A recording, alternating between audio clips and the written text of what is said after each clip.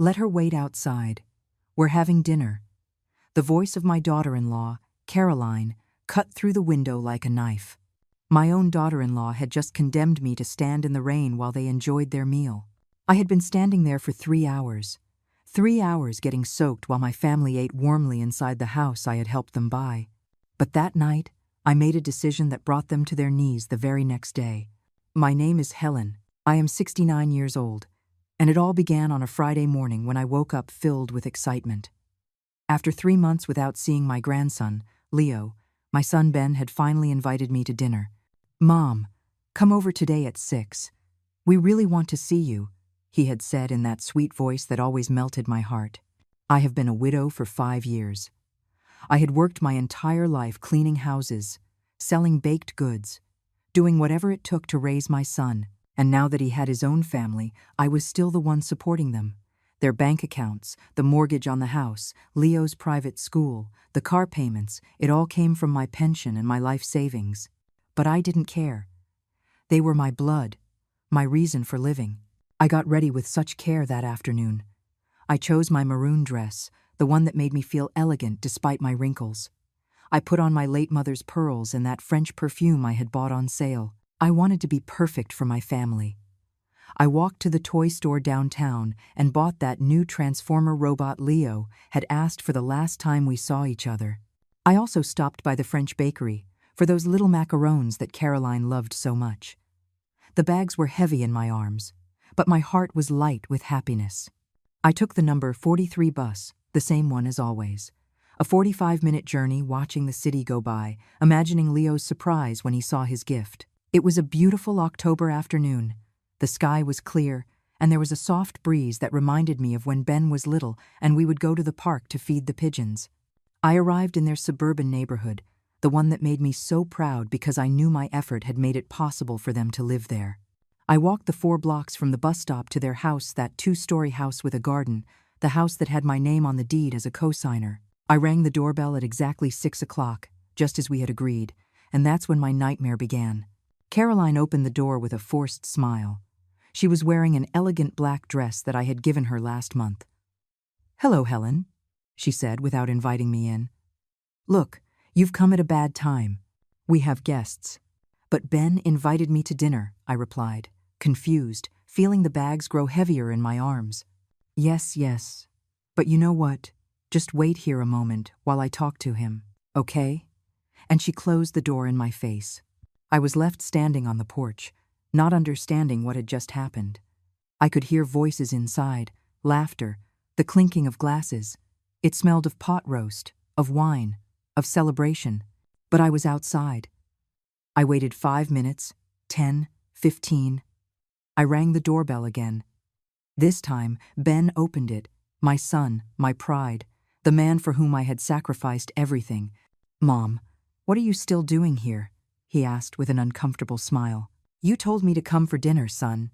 Here I am." He glanced back over his shoulder as if consulting with someone. "Look, Mom, some of Caroline's friends showed up unexpectedly, and we don't have enough food. How about you come over tomorrow instead?" It felt like I had been slapped across the face. I had spent my last few dollars on those gifts. I had taken 2 buses. I had gotten ready with so much love. But son, you invited me. I brought gifts for Leo and... "I know, Mom, but please understand, it's complicated." Caroline appeared behind him with a glass of wine in her hand. "Helen, it really was a misunderstanding.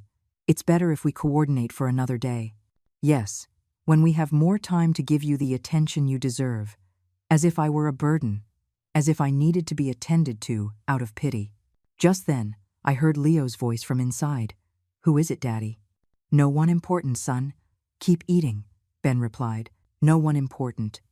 His own grandmother, no one important. "All right," I managed to whisper. "I'll go." But instead of leaving, I just stood there. I didn't know what to do, where to go. The buses didn't run as frequently at this hour. And then, it started to rain. At first, it was a soft drizzle, little drops landing on my freshly styled hair. But within minutes, it turned into a torrential downpour, soaking my maroon dress, the one I had chosen with such care. I took shelter under the small overhang of the entrance, pressed against the door of my own family's home. I could hear their conversations perfectly from inside. Laughter, toasts, background music. "Who was that, honey?" I heard an unfamiliar female voice ask. "Ben's mother," Caroline replied with a tone of annoyance. "She just showed up unannounced." "But I invited her," my son protested weakly. "Oh, Ben, you know she makes me nervous when she comes over. She always finds something to complain about the house, how we raise Leo, everything." My heart broke a little more. What did I complain about? I had never said a word out of place. I always praised them, defended them, admired them. "Besides," Caroline continued, "you know how she gets when she drinks wine. She becomes so intense, so emotional." Intense? Emotional? They barely offered me a glass of water when I visited. The rain intensified, and I stood there like a wet statue, listening to them talk about me behind my back. "What if she gets sick out there?" Ben asked with a hint of concern. "Don't be dramatic. She's probably gone by now. Your mother is tougher than she looks." But I hadn't left. I couldn't leave. It was as if my legs had taken root in that marble porch I had helped pay for. An hour passed. Water seeped through my shoes. I could feel my clothes sticking to my wrinkled skin. I shivered from the cold, but something inside me refused to move. I rang the doorbell again. This time, they took a long time to answer. When they finally did, it was Ben, with an expression of annoyance. "Mom, are you still here? You're going to get sick. Son, please, just let me in to dry off. I promise I won't bother anyone. Look, Mom, the guests are uncomfortable. It's nothing personal, but I am your mother, Ben, the woman who gave you life, who worked day and night so you could go to college, who is still paying the bills for this house." His face hardened. "Here you go again. This is why Caroline doesn't want you coming over so often. You turn everything into a drama." "A drama? Asking for a little respect was a drama?" "Son, I just want to be with my family. Is that too much to ask?" "Ben, close the door. You're letting all the cold air in," Caroline shouted from inside. And my son, my own son, obeyed. He closed the door without another word. I stood there, in the rain, feeling tears mix with the water falling from the sky. The bags with the gifts were soaked, the wrapping paper dissolving in my hands. I walked over to the dining room window. Through the lace curtains I had given them last year, I could see the perfect scene. The table set with fine china, crystal glasses gleaming under the chandelier, elegant people chatting animatedly. There was my grandson Leo, sitting in his high chair, eating peacefully.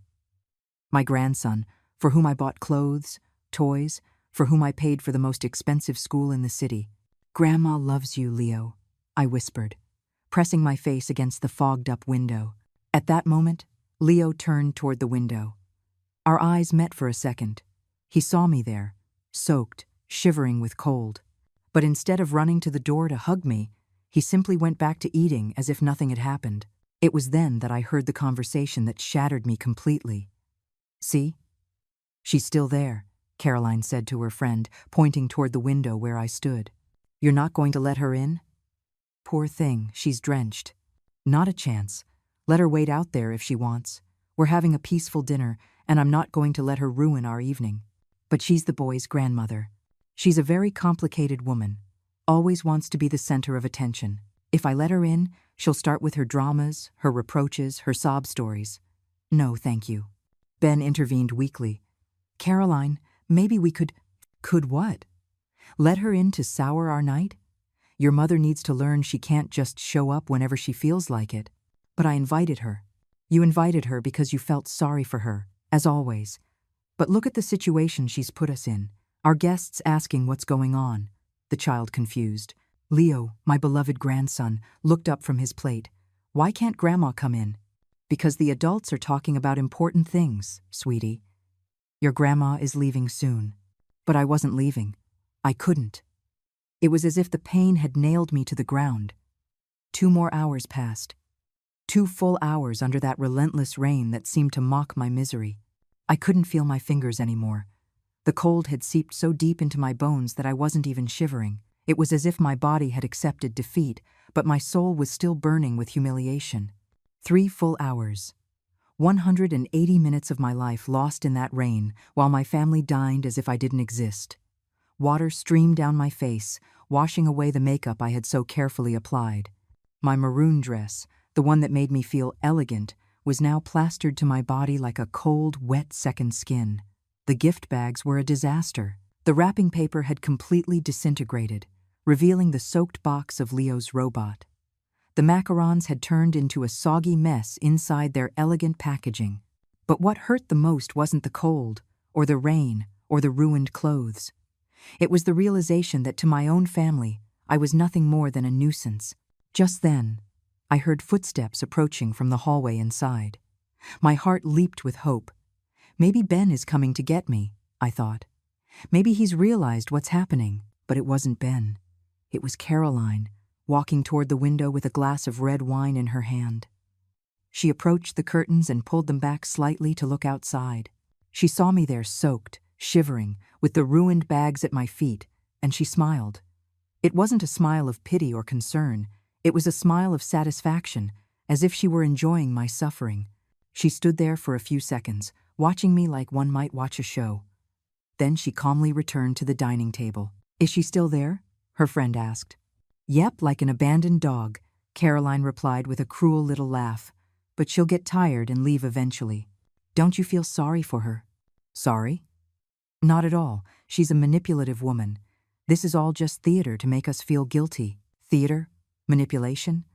When the only thing I had ever done in my life was love my family, work for them, sacrifice everything for their well-being? Besides, Caroline continued, raising her voice so I could hear her clearly, it was about time someone set some boundaries with her.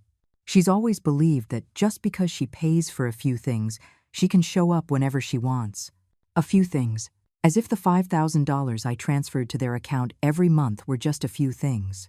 As if the mortgage on the house, Leo's school, the health insurance, the credit cards were just a few things. "If I were you, I'd let her in," the friend insisted. "She looks awful out there." "Well, it's a good thing you're not in my place. This is my house, and I decide who comes in." Her house. The house that had my name as a co-signer on all the documents. The house whose payments came out of my account every month. Ben appeared in the dining room. I could see his silhouette through the curtains. "Caroline, it's 9 o'clock. My mom has been out there for 3 hours. She's going to get sick. Then she should leave. No one is forcing her to stay. But she has no way to get home. The buses have stopped running. Then she can call a cab or walk. It's not my problem." Walking was more than 10 miles to my house, and a taxi would cost all the money I had in my purse. "Caroline, please. She's my mother. And for that very reason, she should respect us. But no, she always has to become the victim, the martyr we all have to worship." At that moment, Leo got up from the table and ran to the window. "Grandma! Grandma Helen!" he shouted, pressing his little hands against the glass. My heart thrilled with joy. My grandson had seen me. He was calling for me. But Caroline grabbed him by the arm and pulled him back. "Leo, no. Your grandmother is playing a game to make herself the victim. Don't pay any attention to her. But it's raining, and she's all wet. Sometimes adults do strange things to get attention. Your grandmother will leave when she gets tired of her tantrum." A tantrum. Standing in the rain waiting for my family to show me a minimum of respect was a tantrum. "Ben, control your son," Caroline told my son in an authoritarian tone. And Ben, as always, obeyed. "Come here, Leo. Leave your grandma alone." "But Daddy." "No buts. Your mother is right. Grandma will leave when she wants to." My grandson looked at me one last time through the glass. In his eyes, I saw confusion, sadness, but also something that broke my soul. Fear. Fear of disobeying his parents, fear of defending his grandmother. And in that moment, I knew I had lost them forever. The rain kept falling on my head, but I no longer felt it. The emotional pain had surpassed any physical discomfort. I pulled my cell phone out of my soaked purse. I had several messages from my neighbor, Sharon, asking how the dinner had been. "Everything okay, Helen? How is my handsome grandson?" I couldn't answer her. I had no words to explain what I was going through. Instead, I dialed another number. A number I knew by heart, but never thought I would use in a situation like this. The phone rang once, twice, 3 times. National Bank Customer Service. This is Patricia speaking. How can I help you? Good evening, I said, my voice cracking from the cold and emotion. I need to freeze some accounts. Of course, ma'am. Can you please provide your account number and social security number? My voice trembled. I didn't know if it was from the cold or from the decision I was about to make. With numb fingers, I entered the numbers the operator requested. Perfect, Mrs. Helen Miller. I see that you are the primary holder on several accounts and a cosigner on several others. Which ones specifically do you need to freeze? I took a deep breath. Through the window, I could see Caroline serving dessert to her guests.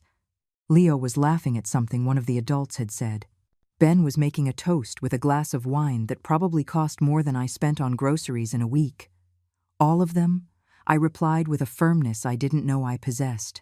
I want to freeze all the accounts where I appear as the primary holder or cosigner. I understand. May I ask the reason? It's for the official report. Suspicion of unauthorized use. I lied without blinking. Very well. I see here we have the payroll account ending in 4587, the savings account ending in 2841, and the joint accounts ending in 7890 and 5432. You also appear as a cosigner on a mortgage and 2 credit cards. Do you wish to freeze everything? Every number she mentioned was a piece of my life. The payroll account where my pension was deposited, the savings I had built dollar by dollar over 40 years of work, the joint accounts where Ben had access for household expenses and Leo's education. Everything, I repeated. Ma'am, I must inform you that this means no one will be able to make withdrawals, transfers, or use the associated cards until you authorize the unfreezing. Are you sure? Through the window, I saw Caroline rise elegantly from the table, with the grace that only comes from years of not worrying about money. She headed toward the kitchen, probably to pour more wine, completely sure. Perfect. The process will take approximately 2 hours to take effect. Do you need anything else? Yes. I want you to email me confirmation of all the blocked operations. Of course. Your request has been logged with case number 789456. Anything else I can help you with? No, thank you. I hung up the phone with a strange sense of peace. For the first time in 3 hours, I smiled. I walked away from the window and went to the front door one last time. I rang the bell insistently, as if it were an emergency. This time, Caroline opened it, clearly annoyed. Helen, what part of you can't come in did you not understand? I just came to say goodbye, I said with a calm that unsettled her. Goodbye? Yes, I've gotten the message. I'm not welcome in this house. I could see her expression change slightly. Maybe she expected tears, pleading, drama. Well, I'm glad you finally understood. I just want you to know one thing, I continued with a serene smile. Starting tomorrow, you're going to have to learn to live on your own resources. What do you mean by that? Nothing important. Just that I think it's time for you and Ben to become fully responsible for your expenses. Caroline scoffed. Please, Helen, don't threaten me. We know you can't live without us, without Leo, without Ben. Your entire life revolves around this family. You're right. My life has revolved around you. But tonight, that changed. Oh, really? And what are you going to do? Go live alone with your cats? I'm going to be happy, I replied simply. How dramatic. Please. Ben appeared behind her. Mom, are you leaving? Do you need money for a taxi? The same son who had closed the door in my face was now worried about how I would get home. I don't need anything from you, son. Not anymore. Don't be like that, Mom. You know how Caroline is when she has guests. We'll talk tomorrow. There's nothing to talk about, Ben. Why are you being so strange? It's as if something happened to you. I burst out laughing. A bitter but liberating laugh. Yes, something did happen. I realized I've been wasting my life. Mom, don't exaggerate. I'm not exaggerating. I'm being realistic for the first time in years. Caroline grew impatient. All right, enough. If you're done with your soap opera, we have guests waiting. Of course. Go back to your dinner. Enjoy your perfect life. I turned and started walking toward the street. Mom, Ben shouted. How are you going to get home? That's not your problem anymore, I replied without turning back. I walked in the rain, soaked, with the ruined gift bags dangling from my arms. But for the first time all night, I felt light. I reached the main avenue and hailed a cab. The driver, an older man, looked at me with concern. "Ma'am, are you okay? You're soaked." "I'm perfect," I answered, and it was true. The entire ride home, I couldn't stop smiling. In my purse, my phone vibrated with the confirmation from the bank. "Dear customer, we confirm that all your accounts have been successfully frozen. No transactions can be made until further authorization." Tomorrow was going to be a very interesting day. I arrived home around 11 o'clock at night, completely drenched, but with a strange sense of freedom I hadn't felt in years. I took off the ruined maroon dress, had a hot shower, and put on my most comfortable pajamas. For the first time in a long time, I slept soundly, without nightmares, without worries about Ben's expenses, without anxiety about pleasing Caroline. It was as if I had left a 100-pound weight at the door of that house. I woke up the next day with the sun streaming through my window. It was 8 in the morning, and I felt renewed. I made my usual black coffee, toast with homemade jam, and sat on my small balcony to enjoy breakfast. My phone had been silent all night.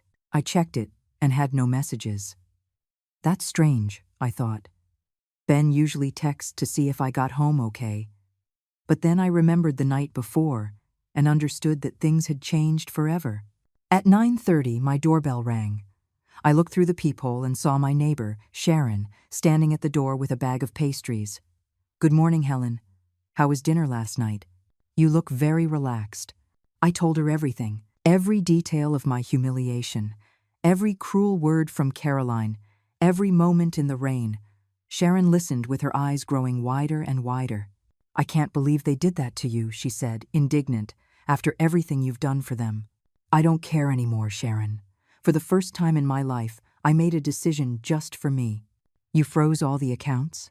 All of them.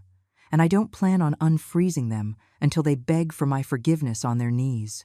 Sharon laughed. "I love this new Helen. It's about time." We were chatting when my phone started ringing like crazy. It was Ben. "Answer it," Sharon said with a mischievous grin. "This is going to be good." "Hello? Mom? What did you do?" "Good morning, son. How did you sleep?" "Mom, don't play dumb. The cards aren't working." Caroline went to the supermarket and all her purchases were declined. We went to the bank and they told us the accounts are frozen. "Oh, really? Why did you do that?" "Because it's my money, Ben, and I've decided I no longer want to share it with people who disrespect me." "Mom, don't exaggerate. Caroline was nervous about the guests. You know how she islanded?" "I know exactly how she islanded. That's why I made this decision." "But you can't do this. We have bills, commitments. Leo's school tuition is due today." "That's not my problem anymore." "What do you mean it's not your problem? He's your grandson." "My grandson who saw me in the rain yesterday and didn't lift a finger to help me." I could hear Caroline shouting something in the background. "Caroline says that if you don't unfreeze the accounts, she's going to have to get a job." "What wonderful news. It's about time." "Mom, please, come to the house and we can talk." "I am not setting foot in that house until Caroline apologizes for treating me like a stray dog." "You're exaggerating." 3 hours in the rain is exaggerating?" Ben fell silent. "Mom, look," Caroline says. She says that maybe she misspoke yesterday. "Maybe she misspoke?" I repeated for Sharon to hear. My friend covered her mouth to keep from laughing. "Yeah, you know how she is when she's stressed."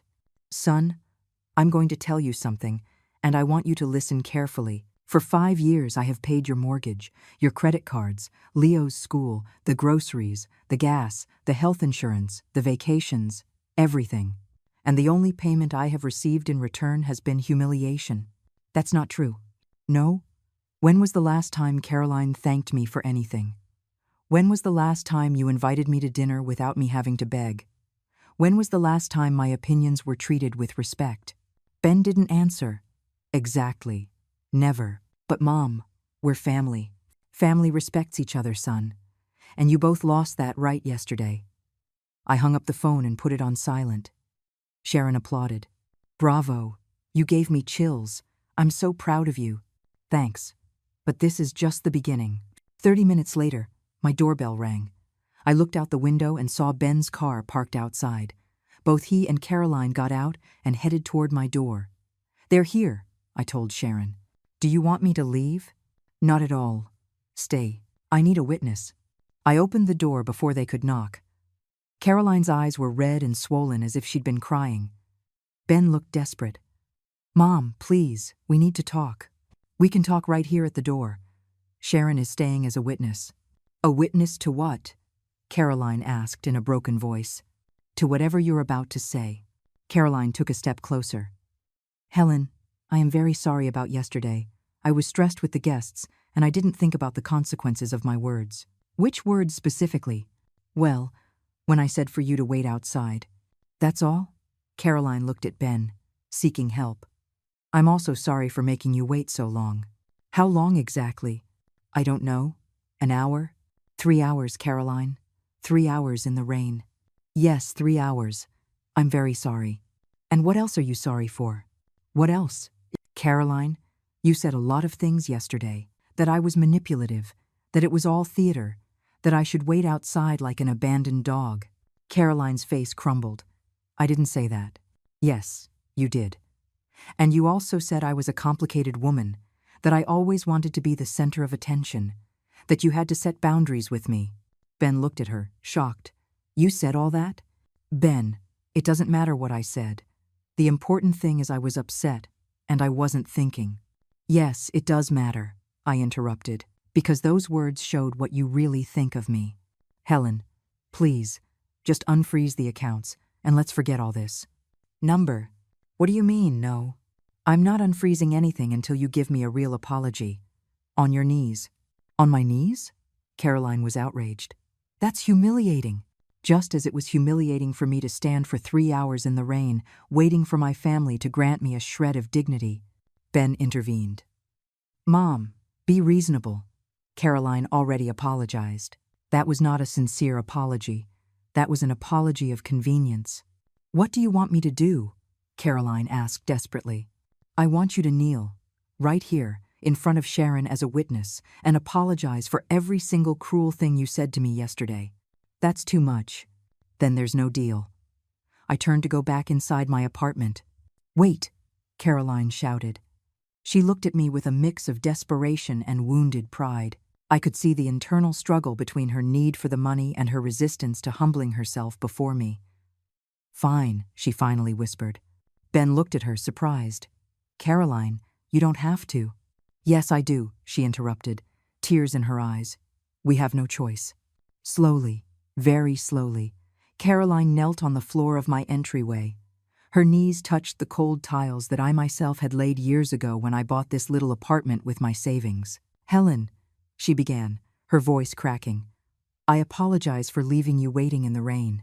Continue, I said firmly. I apologize for calling you manipulative. And what else? Caroline took a deep breath, tears streaming down her cheeks. I apologize for saying it was all theater, for comparing you to an abandoned dog, for saying you were a complicated woman. And for what else? For saying I had to set boundaries with you, for not recognizing everything you've done for us, for disrespecting you in my own house. Sharon watched the scene with wide eyes. Ben looked uncomfortable, shuffling his feet nervously. And do you promise this will never happen again?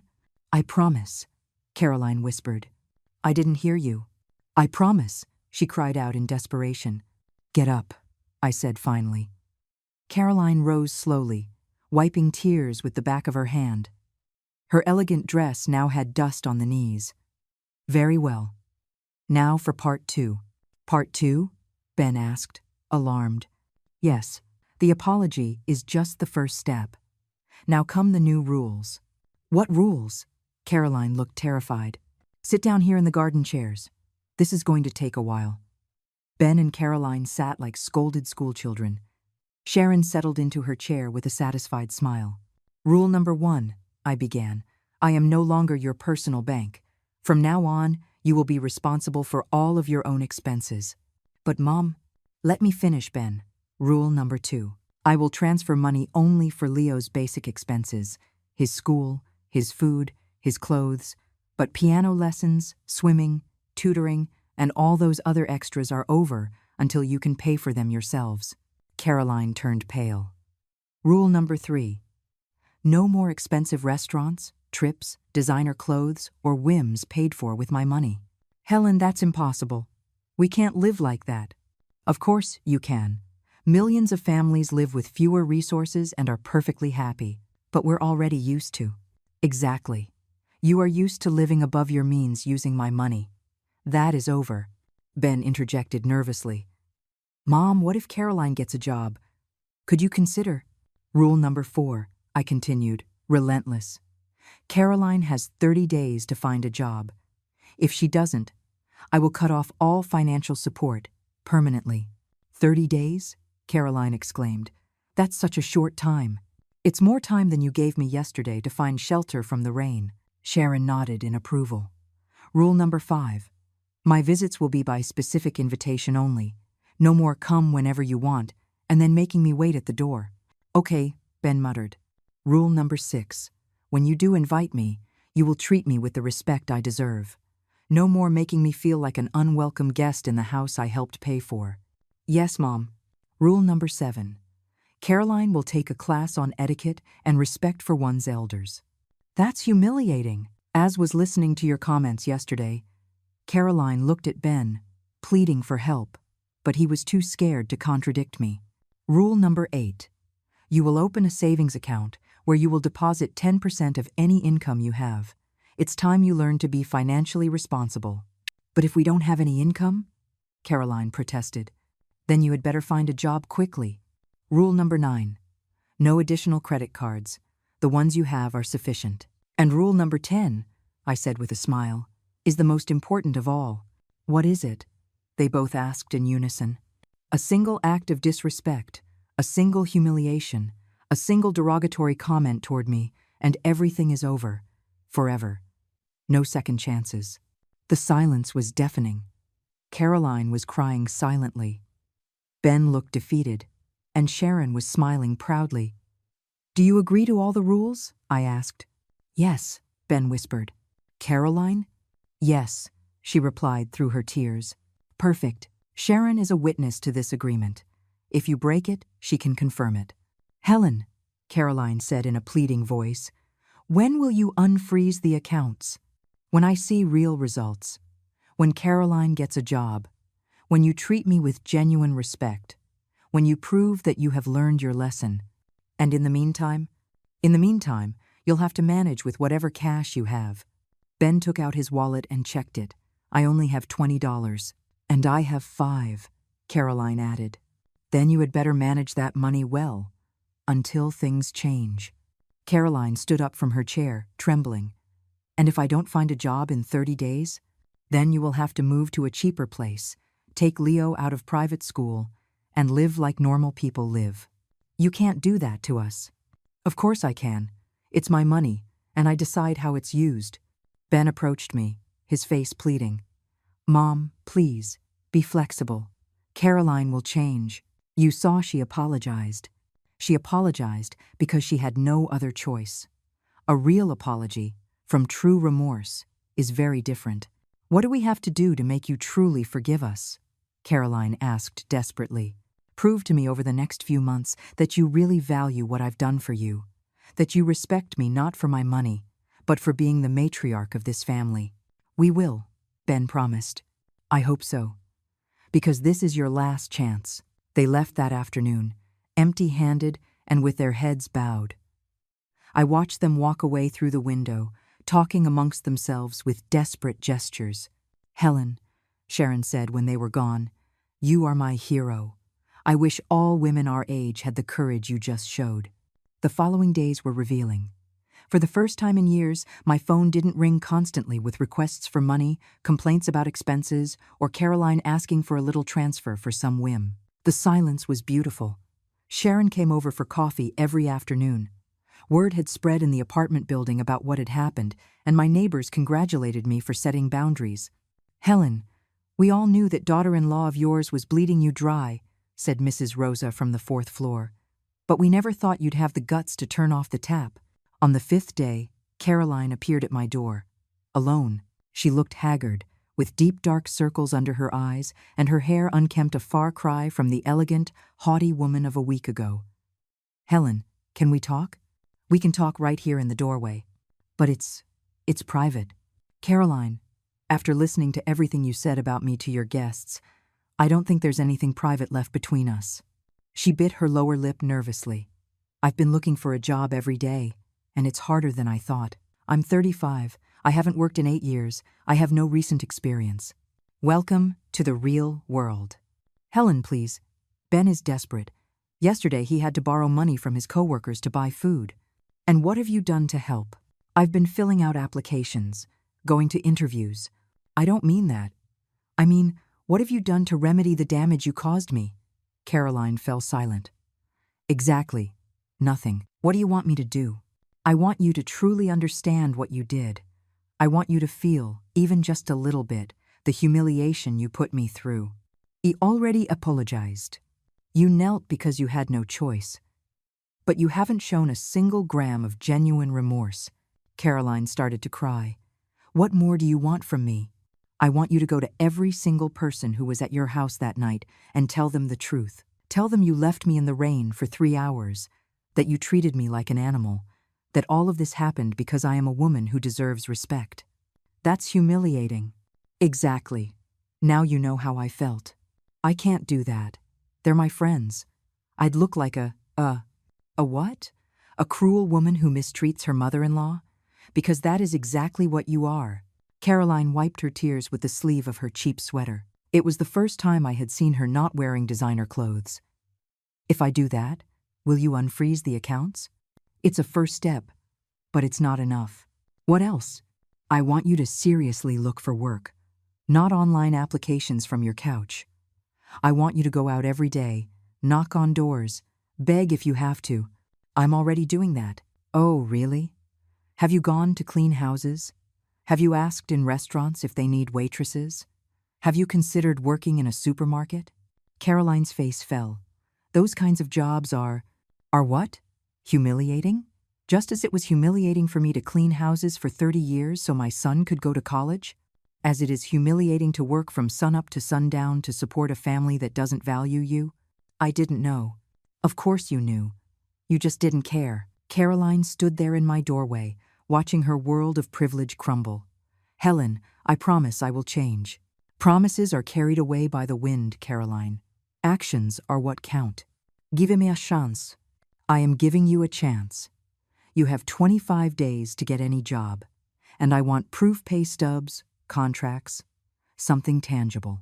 And if I can't find one, then Ben will have to decide if he wants to stay married to a woman who is not willing to contribute to their home. Caroline's eyes widened in panic. You would say that to him? I wouldn't have to. He would realize it himself. Please, Helen, I have a son. Leo is my grandson before he is your son. And he will be fine, because I will never abandon him. But you have to earn your place in this family. Caroline left that day, paler than when she had arrived. 2 days later, Ben came to visit me. He looked terrible, too, but there was something different about him, a humility I hadn't seen in years. Mom, can I come in? Of course, son. He sat in my small living room, looking around as if seeing it for the first time. Your apartment has always been so cozy, he said. I don't know why I never noticed. Because you were too busy enjoying the house I helped you pay for. You're right. And you're right about everything that's happening. I looked at him, surprised. It was the first time Ben had ever sided with me in anything related to Caroline. Do you really think so? Mom, these days without money have opened my eyes. Caroline has been hysterical, screaming at me that I'm useless for not being able to support my family. She has said horrible things to me. Like what? That I'm a failure. That if it weren't for your money, we never would have had the life we have. That she only married me because I had a rich mother. I felt a stab of pain. She said that to you? Yes, and worse. She told me all her friends laugh at us because we depend on an old woman. An old woman? Her words, not mine. I stood up from my chair, furious. Ben, that woman doesn't love you. She's using you. I know, Mom. I know that now. And what are you going to do about it? I don't know. I'm afraid of being alone. of Leo growing up without a complete family. Son, it is better to grow up in a home with one person who loves him than in a home with two people who hate each other. Ben started to cry. My 40-year-old son, crying like a child. Mom, I think I made a terrible mistake marrying Caroline. When did you realize? These past few days, when we had no money, when she had to face reality, she showed her true colors. She's selfish, cruel, materialistic. And yet, you chose to believe her instead of defending me. I know, and I regret it every day. Do you regret it? Or are you just scared because the easy money ran out? Ben looked me straight in the eye. I regret it, because I lost the most important woman in my life for a woman who doesn't even respect me. For the first time in days, I felt like my son had come back to me. Son, I said, taking his hands, you have never lost me, but you do need to make some difficult decisions. Like what? Like deciding if you want to stay in a marriage where there is no love or respect. Ben sighed deeply. Mom, I'm scared. Caroline could take Leo. She could ask for alimony. She could. Ben, stop being afraid and start being brave. Do you think I wasn't scared when your father died and I was left alone with you? Do you think I wasn't scared when I worked 3 jobs so you could go to college? No, Mom. You were always so strong. I wasn't born strong, son. I became strong because I had no choice, and neither do you. At that moment, my phone rang. It was an unknown number. Hello? Mrs. Helen Miller? Yes, this is she. This is Monica Garcia, the principal at Leo's school. I'm calling because this month's tuition payment was declined, and we need to get the account current. I looked at Ben, who had heard the entire conversation. How much is owed? It's $1,200 for this month, plus $800 in accumulated fees. I understand. Could you give me until Friday to make the payment? Of course, ma'am. But after that date, we will have to suspend Leo until the situation is resolved. I hung up and looked at my son. Ben, do you have it? Mom, you know I don't. Then Caroline has 3 days to get a job, or Leo is out of school. You can't do that. He's your grandson. Exactly. He's my grandson. And I am not going to keep paying for his education so his parents can live like royalty without working. If Leo gets kicked out of school, you enroll him in a public school, like I did, like you did for the first few years. Caroline will never accept that. Then Caroline can find a way to pay for it. Ben stood up, desperate. Mom, help me one more time. I promise that after. No, son. The promises are over. Only actions. What do you want me to do? I want you to take control of your life. I want you to tell Caroline that if she doesn't get a job in 3 days, the marriage is over. That's so drastic. You know what's drastic? Leaving your mother in the rain for 3 hours. That's drastic. Ben was quiet for a long time. Would you help me if I divorce Caroline? I would help you raise Leo, help you get a smaller apartment, help you start over, but with conditions. What conditions? First condition. No luxuries. A simple, modest, responsible life. I accept. Second condition. You will value my effort and my sacrifice. You will never take me for granted again. I accept. Third condition. If you ever remarry, your new partner will respect the place I have in this family. I accept it all, Mom. Very well. Then go home and talk to Caroline. Tell her she has 72 hours to get a job, or the marriage is over. And if she says no, then you'll have your answer about what kind of woman she really is. Ben left that afternoon with a mix of determination and nervousness. I waited, knowing the next few hours would be decisive. I didn't have to wait long. At 11 o'clock at night, Caroline appeared at my door in a fury. Open this door, Helen. I opened it to find her disheveled, her eyes red with rage. How dare you put ideas in Ben's head? What are you talking about? He told me that if I don't get a job in 3 days, he's going to divorce me. Ah, he told you that. Yes, and it's your fault. No, Caroline, it's your fault for being a selfish freeloader. I am not a freeloader. Oh no?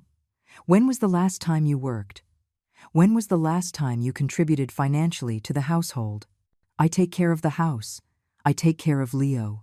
Leo is in school 8 hours a day, and you have a housekeeper that I also help pay for. Caroline was left without an argument. Helen, please, don't destroy my marriage. I'm not destroying anything. Your attitude is destroying it. What do you want from me? I want you to go out tomorrow and look for a job, any job, and get one before Friday. That's impossible. It's not impossible. It's difficult. There's a difference. And if I get one, will you unfreeze the accounts? I will start to contribute gradually. But it will never be like it was before. What does that mean? It means you will have to live primarily on what you earn. I will only help with Leo's basics. Caroline started to cry with frustration. It's not fair. You know what's not fair? That a 69-year-old woman has to work to support 2 able-bodied adults. But we need you. You don't need me. You need my money. There's a big difference. Helen, please. Caroline, I'm going to tell you something, and I want you to burn it into your brain. If you don't go out tomorrow and seriously look for a job, if you don't have a source of income by Friday, I will unfreeze the accounts for one reason only, to help Ben divorce you. Caroline's eyes widened in terror. You would do that? Without hesitation. Because my son deserves a woman who loves him, not one who uses him. I do love Ben. No, Caroline, you love the comfortable life that Ben can give you thanks to my money. That's not true. Then prove it. Get a job. Support your family. And show that you can love Ben without my money in the picture. Caroline left that night, defeated, but with a clear ultimatum. The next morning, very early, I saw her leave her house dressed simply, carrying a folder of papers. For the first time in 8 years, Caroline was going out to look for a job. It was a start. Friday arrived faster than expected. I was having a quiet breakfast when the doorbell rang at 7 in the morning. It was Ben, with Leo by the hand and a small suitcase. Mom, can we come in? Of course. What happened? Caroline got a job, he said with a tired smile. Waitress at a restaurant. She starts today. I felt a mix of surprise and pride. I hadn't expected her to actually do it. So why do you have a suitcase? Because last night, Caroline and I had a very honest conversation. I told her we needed a fresh start, that I wanted us to go to couples therapy, that things had to change radically. And what did she say? Ben sighed deeply. She said she would rather get a divorce than live like a middle-class woman, that she didn't marry me to work as a waitress and live counting pennies. Seriously? She said that? Her exact words were, if your mother isn't going to maintain my lifestyle, then there's no point in us staying together. I was speechless. Caroline had shown her true colors without any pretense. And what did you say to her? That she was right, that there was indeed no point in staying together if she was only with me for the money. Leo, who had been quiet, came over to me. Grandma Helen, does Mommy not love me anymore? I knelt down to his level. Sweetheart, your mommy loves you very much. But sometimes adults can't live together because they think very differently. I'm going to live with you and Daddy? His little eyes lit up. You would like that? Yes, it always smells nice here, and you give long hugs. I felt my heart melt. Son, I said to Ben, are you sure about your decision? Completely. These last few days, I realized I've been living a lie. Caroline never loved me. She only loved the comfort I could give her thanks to you. And you don't regret it? Not at all. I feel free. My phone rang. It was Caroline. Should you answer? Ben asked. Of course. Helen. Yes, Caroline. Did Ben tell you? Yes. He told me you got a job. Congratulations. Don't congratulate me. It's horrible. 8 hours on my feet, rude customers, miserable tips. Welcome to the real world. Helen, we can fix this. I can keep working if you go back to helping us financially like before. No, Caroline. Ben has made his decision. But he can't support Leo alone. He won't be alone. He'll be with me. With you? What do you mean? I mean Ben and Leo are moving into my apartment while he gets back on his feet. A scream came from the other end of the line. That's illegal. You can't take my son from me. I'm not taking anything. You decided that money was more important than your family. I'm going to sue. Go ahead. With what money are you going to pay for a lawyer? Caroline hung up, furious. Ben looked at me, worried. Do you think she can do anything legally? Son, a woman who abandons her family because she doesn't want to work is hardly going to win custody of a child. The next few months were some of the most beautiful of my life. Ben got a second, part-time job. Leo started at a public school and, against all odds, was happier than ever. "Grandma," he told me one afternoon while we were doing homework, "why was Mommy always angry before?" "Because your mommy didn't know how to be happy with simple things. I'm happy here with you." "Really?" "Yes. There's no shouting here, no fights, and there's always good food." Ben had changed completely. He was more affectionate, more grateful, more present. At night, after Leo was asleep, we would stay up talking like we did when he was little. "Mom," he told me one night, "forgive me for all these years. For taking you for granted, for not defending you, for letting Caroline treat you so badly. You are already forgiven, son." "Really?" "Really. Because in the end, all of this helped us find each other again." Caroline tried several times to get Ben to come back to her. She promised she had changed, that she now understood the value of work, that they could be happy with less money. But Ben didn't fall for her manipulations again. "My mother taught me something very important," he told her, the last time Caroline came begging. "She taught me that real love is not negotiated, it's not conditional, and it cannot be bought." A year later, I was on my balcony watching Leo play in the small garden when the phone rang. "Mrs. Miller?" "Yes. This is Leo's teacher. I just wanted to congratulate you. Your grandson is one of the most polite and happy children in the school." "Thank you. And I wanted to ask if you would be interested in giving a talk to other grandmothers about parenting. Many are going through situations similar to yours." "What kind of situations?" "Families who use them financially, children who don't value them, daughters-in-law who mistreat them. Your story has become very well known in the neighborhood." I laughed. "My story is well known?" "Yes. The women your age really admire you. They say you gave them the courage to set boundaries." I agreed to give the talks. Every Saturday, a group of grandmothers comes to my apartment and we share experiences. Many have made decisions similar to mine, and their lives have improved considerably. "Helen," Mrs. Carmen told me a few weeks ago, "you taught us that it's never too late to reclaim our dignity." Just a few days ago, Sharon brought me a letter that had arrived in her mailbox by mistake. It was from Caroline. "Helen," the letter said, "it has been 2 years, and I finally understand what you tried to teach me. Working has made me value the things I used to take for granted. I have a boyfriend now, a simple man who loves me for who I am, not for what I have. I am not asking for your forgiveness because I know I don't deserve it, but I want you to know that you did me a favor. You forced me to grow up." I didn't answer the letter. Some wounds heal better in silence. This morning, while I was making breakfast, Leo wrapped his arms around my waist. "Grandma, you know what?" "What, sweetheart?" "You're the strongest woman in the world." "Why do you say that?" "Because Daddy told me that when I was little, my mommy treated you very badly, but you didn't stay quiet. You said no, and you saved us all." I smiled as I scrambled the eggs. He was right. That night in the rain, I didn't just save myself. I saved my son from a toxic marriage. I saved my grandson from growing up in an environment of falsehood. And I saved my own dignity. At 69 years old, I learned the most important lesson of my life. Self-love is not selfishness, it's survival. And it is never, ever too late to say enough is enough. 5 years have passed since that rainy night that changed my life forever. Today, as I write these words on my small balcony, I can see Leo, now 13, playing soccer in the park with his friends from public school.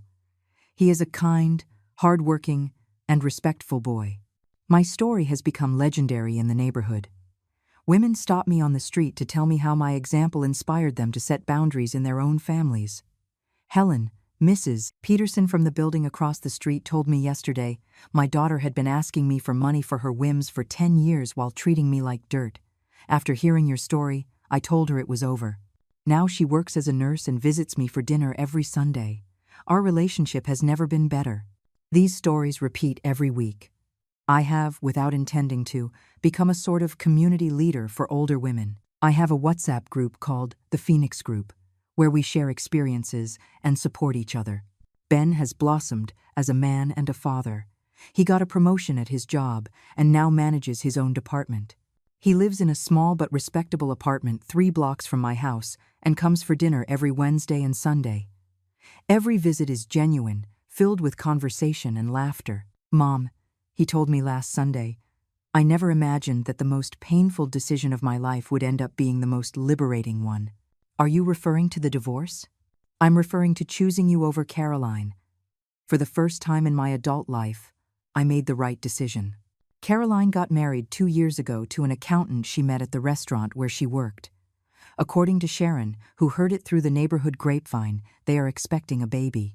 I'm glad to know she found her way, even if it was far from us. My financial life has completely changed. I am no longer the family bank, and my savings have grown impressively. I was able to remodel my apartment, travel for the first time in my life to see the beaches of Hawaii, and I even bought myself a nice used car. Helen, Sharon tells me, you look 10 years younger. It's true. I feel young, vital, powerful. At 74, I am living the best chapter of my life. Last month, a social worker from the city came to see me.